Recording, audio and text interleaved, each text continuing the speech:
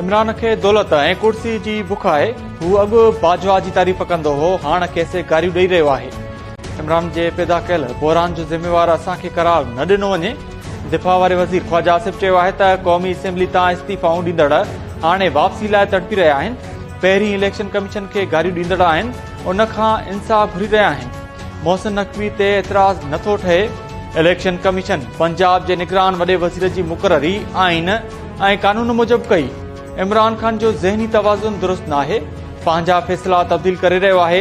इमरान खान नाकाम प्रोजेक्ट आहे जेको आहिस्ते आहिस्ते सियासत खां ॿाहिरि थींदो पियो वञे।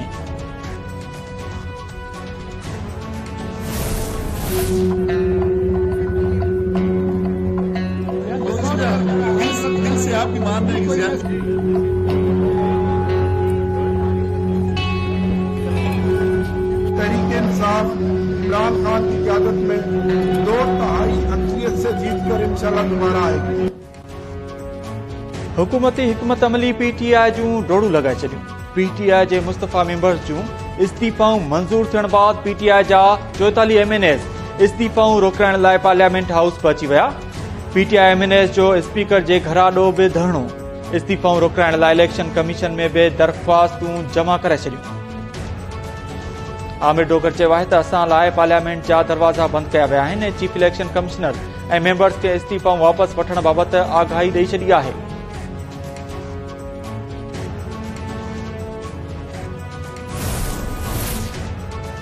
वज़ीर आज़म पारां पंजाब जे निगरान वॾे वज़ीर मोहसिन नक़वी खे उहिदो संभालण ते वाधायूं। शहबाज शरीफ़ चयो आहे त इलेक्शन कमीशन आइन ऐं कानून मूजिब निगरान वॾे वज़ीर जी मुक़ररी कई। उमीद आहे त मोहसिन नक़वी आइनी घुर्जुनि मूजिब शफ़ाफ़ ऐं गैर जानिबदार चूंडूं कराईंदो।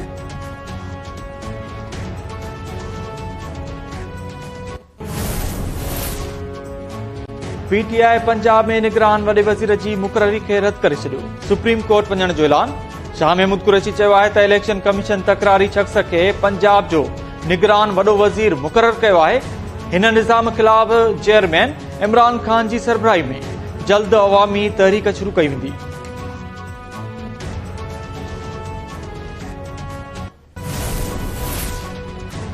मोहसिन नक़वी जे निगरान वॾे वज़ीर थियण ते परॾेही एजेंट ऐं शौकत खानम इस्पताल जो चंदो चोरी कंदड़ परेशान आहे।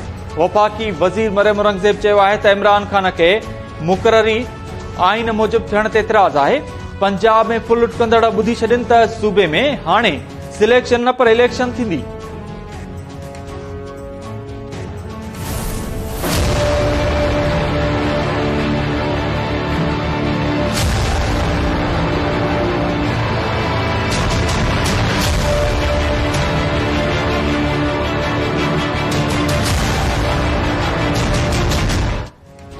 सिंध समेत सॼे मुल्क में बिजली जो ब्रेक डाउन। सिंध बलूचिस्तान पंजाब ऐं केपी जे अक्सर शहरनि जी बिजली बंदि। कराची, हैदराबाद, मीरपुर खास, शहीद बेनज़ीराबाद, सखर ऐं लाड़काने डिवीज़न्स में बि सुबुह 7:30 वॻे खां बंदि थियल बिजली अञा ताईं बहाल न थी।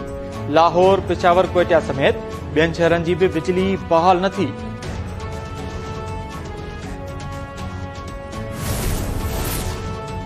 गुड्डू खां कोयटा वेंदड़ नेशनल ग्रिड जूं 2 लाइनूं ट्रिप थियण सबबि मुल्क जे अक्सर इलाइक़नि जी बिजली बंदि आहे। वफ़ाक़ी वज़ीर खुरम दस्तगीर चयो आहे त बिजली टेक्निकल फॉल्ट सबबि बंदि आहे। वार्स खां बिजली जी बहाली जो कमु शुरू थी चुको आहे। मुकमिल बहालीअ में 12 कलाक लॻी सघनि था।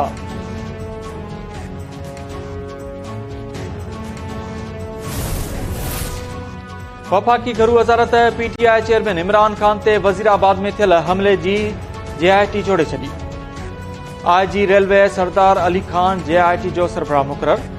ISI-MI ऐं IB जा नुमाइंदा बि जेआईटी में शामिल।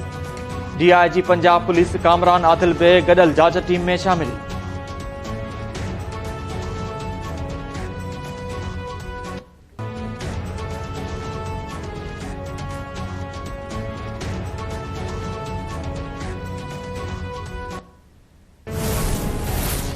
स्टेट बैंक कमर्शियल बैंक्स के 18 जनवरी ताईं घुरायल दरामदी सामान 30 मार्च ताईं क्लियर करण जी हिदायत करे छॾी। वापेदारनि खे दरामदी सामान ख़रीद करण खां पहिरीं इजाज़त वठण खे बि यकीनी बणाइण जी हिदायत। स्टेट बैंक पारां लिखियल ख़त में चयो वियो आहे त खोराक, तवानाई ऐं दवाउनि जी दरामद खे तरजीह ॾिनी वञे।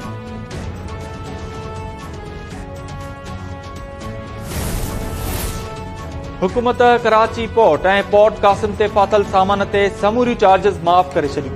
पोर्ट एंड शिपिंग बारे वज़ीर फैसल सब्ज़वारी चयो आहे त शिपिंग लाइन्स जो कारोबार जारी रहंदो। ॿिन्ही पोर्ट्स ते फाथल सामान ते लॻल वाधू चार्जिस खे बि माफ़ कयो वियो आहे। शिपिंग लाइन बंदि न कई वेंदी। ऑफ डाक टर्मिनल्स ते कंटेनर मुंतकिल थींदा।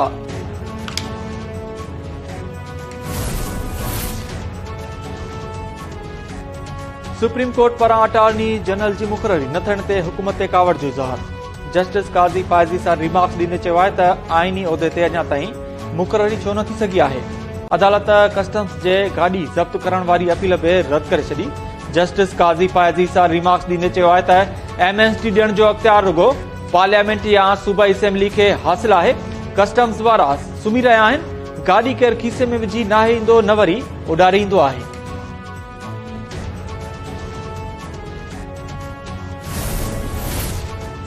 सिंध में अटे जे अघ ते ज़ाब्तो न आयो। मुख़्तलिफ़ शहरनि में पोरियतनि जा मुज़ाहिरा ऐं धरना। खेरपुर मटियारी उॾेरोलाल मीरपुर माथेलो हाला ऐं ॿियनि शहरनि में अटे जे अघनि में वाद ख़िलाफ़ एहतिजाजी मुज़ाहिरा। मुज़ाहिरीन चयो त हुकूमत अटे जे ऐलानियल अघ ते बि अमल करण में नाकाम बणिजी वई आहे।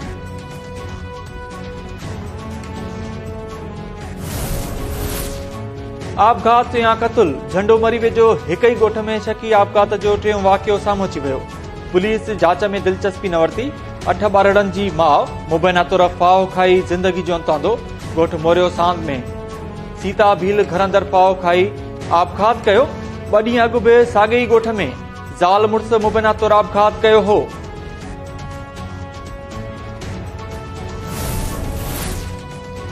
कराची जी सिटी कोर्ट में पसंद जे पणे लाइ पतल नारीअ खे पीउ फायरिंग करे क़त्ल करे छॾियो।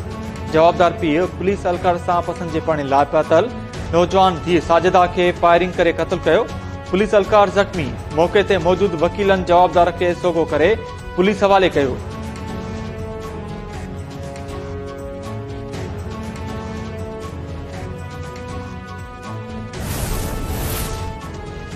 कराची एयरपोर्ट ते कस्टम्स जी कार्रवाई। सऊदी अरब वेंदड़ मुसाफ़िर वटां 1 लख सऊदी रियाल हथ। मुसाफ़िर हसन गुल गिरफ़्तार केस दाख़िल।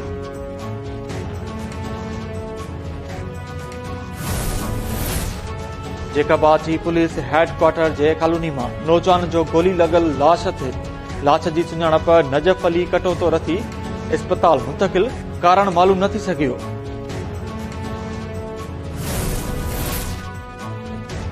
कानपुर भरिसां इंडस हाईवे तां अगवा थियल मज़दा ड्राइवर ऐं क्लीनर राजूणी ज़रिए बाज़ियाब। पुलिस पारां मुक़ाबले में बाज़ियाब कराइण जी दावा।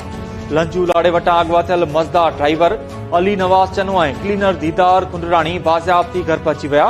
कंदकोट मां 20 ॾींहं अॻु अगवा थियल नींगर सोहेल भुट्टो बि राजूणी कोशिशुनि सां बाज़ियाब थी घर पहुची वियो।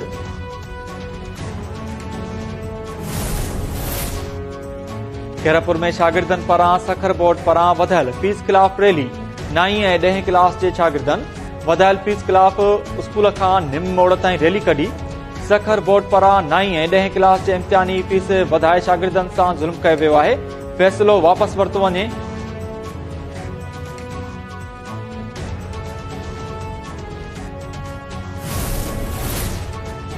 हाला में पुराने तकरार तां हथियारबंदनि जो घर ते हमलो। औरत कस्बानू बुमरो ज़ख़्मी। अस्पताल मुंतकिल।